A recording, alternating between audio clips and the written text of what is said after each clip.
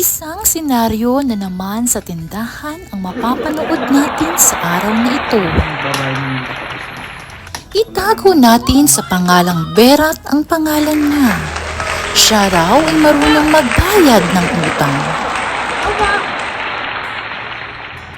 Ano yon? Hoy! Magbabayad ako ng utang!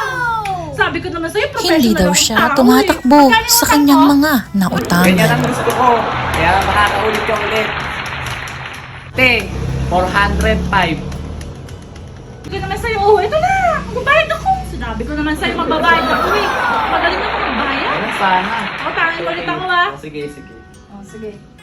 A few minutes later, o maya-maya lamang, magaling nga magbayad ng utang si Kaberat. Subalit siya ay